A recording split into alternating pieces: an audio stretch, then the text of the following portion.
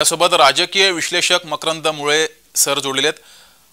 मुळे सर, आपलं जय महाराष्ट्रामध्ये स्वागत। पंतप्रधान नरेंद्र मोदी यांची प्रचार फेरी सुरू झालेली आहे। उत्स्फूर्त प्रतिसाद आहे या प्रचार फेरीसाठी।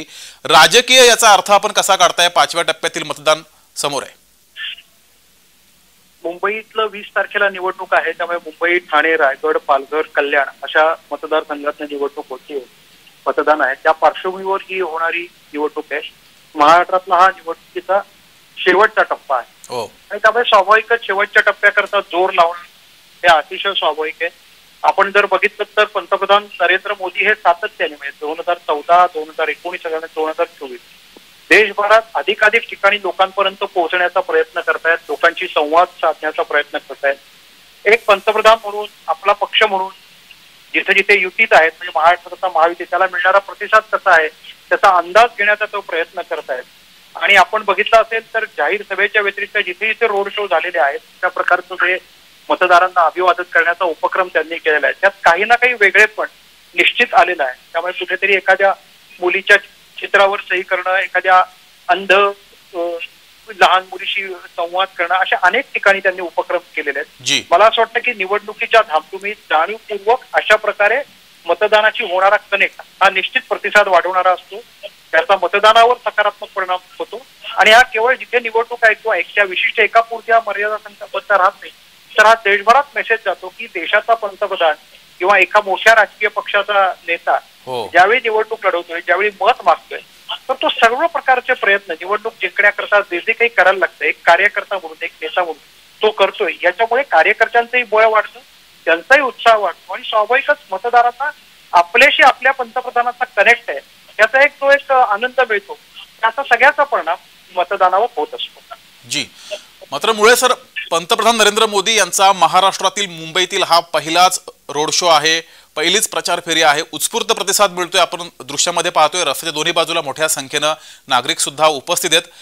मुंबईतील 6 तसंच ठाणे, नाशिक या मतदारसंघावर याचा परिणाम सुद्धा सकारात्मक होताना दिसतोय आणि होणार सुद्धा याशी सुद्धा राजकीय विश्लेषकांचं म्हणणं आहे। मात्र प्रश्न असा आहे की विरोधकांकडून मात्र यावर टीका सुद्धा केली जाते की यावेळेस पंतप्रधान नरेंद्र मोदी यांना रस्त्यावर उतरावं लागले, कारण त्यांना त्यांचं उमेदवारांचं पराभव दिसतोय, अशी सुद्धा टीका विरोधकांकडून होताना दिसतेय।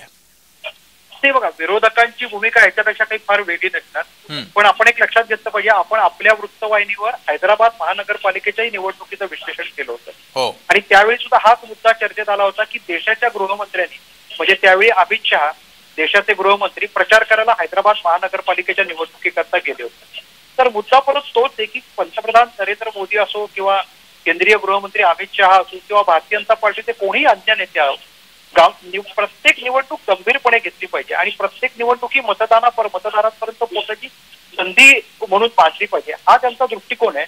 त्याचा परिणाम आज भारतीय जनता पार्टीने हैदराबाद लोकसभा मतदारसंघात ओवैसी यांच्यापुढे आवाहन केलेलं आहे। त्यामुळे हे जे सगळं काही घडतं ते एका ह्याच्यात होत नसतं, तर सातत्याने हे करण्याचा उपयोग असतो आणि हे तर स्वाभाविक आहे की कुठलीही निवडणूक, म्हणजे जसं क्रिकेटमध्ये असं म्हणतात की प्रत्येक सामना, प्रत्येक बॉल नवीन असतो, फलंदाज कितीही कसलेला असला तरी, त्याच भूमिकेतनं नरेंद्र मोदी या सगळ्या निवडणुकीच्या अभियानाकडे बघतायत आणि निवडणूक जेवढ्या टप्प्यात आहे, एकेका टप्प्यात जिथे जिथे मतदारसंघाच्या तारखा जवळ येत आहेत त्यानुसार त्यांनी त्यांच्या प्रचाराचं नियोजन केले होते। मुळे सर, मुंबईमध्ये गुजराती आणि मराठी असा वाद निर्माण करण्याचा प्रयत्न केला जातोय, त्या पार्श्वभूमीवर पंतप्रधान नरेंद्र मोदी यांची ही प्रचार फेरी याकडे आपण कसं पाहताय?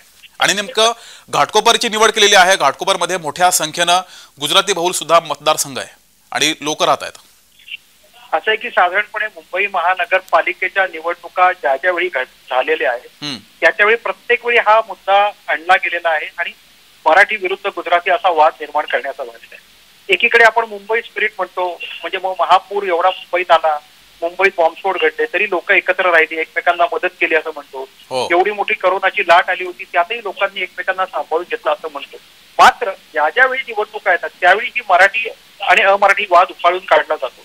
हे एकूण ते मतपेटीच्या दृष्टिकोनातनं भाषांकडे बघण्याचं आहे आणि भाषा भगिनी याच्याऐवजी भाषांचा दुस्वास करण्याची जी वृत्ती आहे ती मला असं वाटतं घातक आहे। असं नाहीये की ज्या भागात मोदी फिरतायत किंवा मोदींचा आता रोड चालू आहे तिथे फक्त अमुकच एका भाषेचे बांधव त्यांना भेटायला आलेले आहेत किंवा मतदार भेटायला, असं काही चित्र नाहीये। मुळातच मुंबई ही खूप मोठी आहे, मराठी आहेतच, अन्य भाषिक आहेत आणि त्यांच्या एकत्र असण्याचा आणि एकत्र ज्ञानाचे पुरावे हे वेळोवेळी सिद्ध झालेले आहेत. त्यामुळे एखाद्या अशा घटनेवरनं की जसं म्हटलं तसं राजकीय पक्षाचं हे काम आहे, आपल्या विरोधकावर कुरघोडी करायची असेल तर भाषा, पंथ, धर्म याचा ते आधार घेण्याचं प्रमाण वाढलंय आणि ते एका मर्यादेपर्यंत होतं ते पण ठीक होतं. पण यातनं एक ज्या प्रकारची एक विकृती येते, देवेश्य भावना निर्माण केली जाते. आपण निवडणुकांच्या नंतरच्या समाजाचा विचार केला पाहिजे की आपण एक ती सौहार्दतेची वीण आहे ती कुठेतरी उसवली जात नाही ना, याकडे बघितलं पाहिजे.